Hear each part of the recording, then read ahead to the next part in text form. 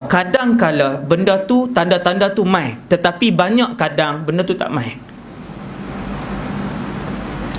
Saya nak beritahu, jangan tunggu benda tu. Lepas tu nak buat macam mana Ustaz? Sentiasa bersedia untuk dihadapkan di hadapan Allah Subhanahu Wa Taala. Tuan-tuan, nak keluar ni, tangan saya duk boleh angkat semua ni sebab ada roh. Roh yang sudah bersemadi ni dengan tulang belulang, dengan kulit, darah sebagainya ni, nak cabut keluar bukan benda mudah. Sebab tu kata para ulama, orang yang nak mati ni seperti satu orang yang sedang nak lemas. Campak apa pun dia capai. Sebab tu Nabi kata, bila dia dalam keadaan yang nak lemah, kita pergi bisik la ilaha illallah, maka la ilaha illallah tu lah dia akan capai. Dia sebut di hati dia.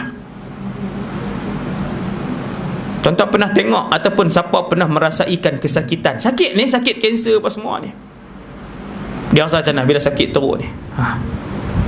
Sama bila orang mati tuan-tuan, dia tak boleh fikir apa dah otak dah. Mana dengan malaikat maut dah sampai, mana dengan dia duk ketak. Tuan-tuan berasa, memang berasa lah dekat-dekat malaikat maut nak ambil tu. Dah malaikat maut main duduk di kepala. Nabi kata dia akan duduk di sini. Kalau kita bentangkan orang nazak macam ni, malaikat maut bila main nyawa dia tu lah 8.30, 8.35. Ni 8.30 malaikat maut main duduk ni. Duduk di kepala dia. Kawan tak boleh buat apa dah tuan-tuan. Kawan hak nazak tu, dia tak boleh buat apa dah. Dia tak, tuan-tuan nak sembang dengan dia, nak kata ni, depa duk perangat dia buang di depan. Macam nak main suatkan sikit 2-3 mulut kot. Kalau dia boleh menyepak, dia menyepak dah 2-3 kali. Apa. Walaupun dalam hidup dia, yang paling dia suka, dia buat tu lah. Tapi bila nak mati ni tuan-tuan, geran dia tak fikir dah, anak-anak dia tak fikir dah, isteri dia tak fikir dah, harta dia banyak mana pun dia tak fikir dah. Yang dia nak tangkap, benda apa yang dia dengar di telinga dia. Kalau anak-anak soleh ramai, anak-anak soleh ni lah duk pergi bisik pelan-pelan ya.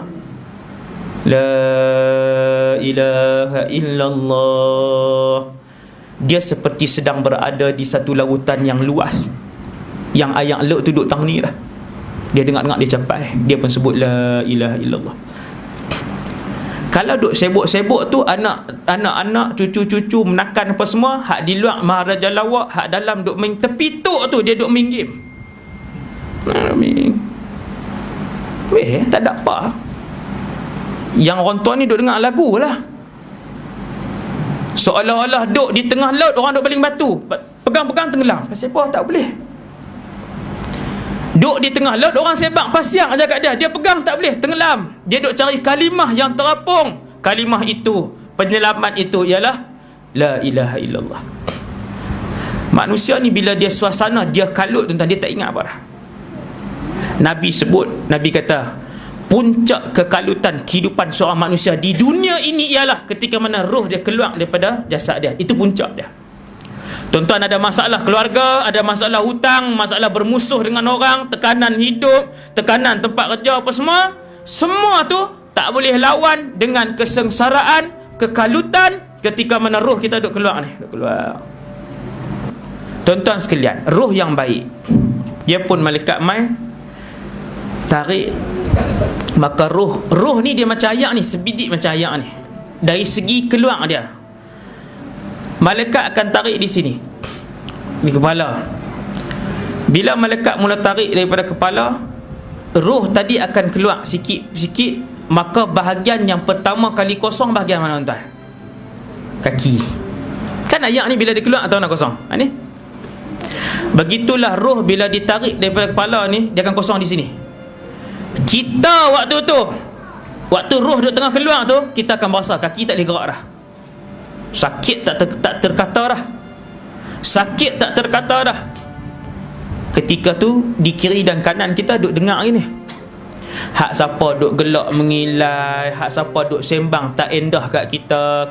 Kalau ramai anak bini, anak-anak kita ramai yang soleh pakat duk baca Quran, maka Quran tu lah kita duk dengar. Kita gerak kaki kita tak boleh lah waktu tu. Sebab roh tak ada dah tang ni. Kemudian dia naik sampai ke lutut, okey tak ada. Daripada lutut sampai ke bawah tak ada roh dah. Dia naik sampai ke pusat ni. Daripada pusat sampai ke bawah tak ada roh dah. Di sini duk kumpul malaikat, duk kumpul tang ni. Dia naik sampai ke atas, sampai ke tengkok. Dia akan bunyi sikit. Aduh, sikit dah. Kadang dengar, kadang tak dengar pun. Bila roh sampai di tengkok, tuan-tuan, Allahu Akbar, yang itulah segala-galanya dalam kehidupan dia, di situlah, tuan. Pasal apa saya cakap macam tu? Kerana apabila roh sampai di kerongkongan yang dinamakan dalam hadis sebagai keadaan ghargharah, maka ketika itu pintu taubat ditutup buat selama-lamanya. Untuk berapa juta tahun, Ustaz? Tak, jangan tanya juta tahun. Untuk selama-lamanya. Satu, ketika mana roh sampai ke ghargharah, si nazam itu akan mula melihat dua alam serentak. Waktu tu je lah. Yang pertamanya alam ghaib yang selama ni dia dengar, alam barzakh. Muka malaikat maut waktu tu nampak. Pom, tengok, Allahu Akbar.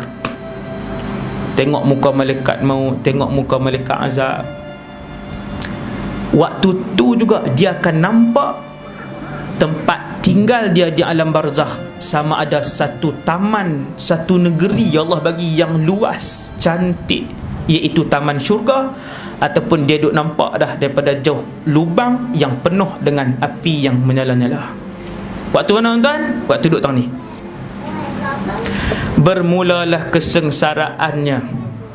Kalau dia mati dengan husnul khatimah, maka bermulalah kehidupannya yang penuh bahagia untuk selama-lamanya, insya-Allah. Tapi kalau yang dia tengok itu adalah api yang menjulang-julang, kata Sayyiduna Uthman ibn Affan, bermulalah episod kesengsaraannya yang tiada penamat.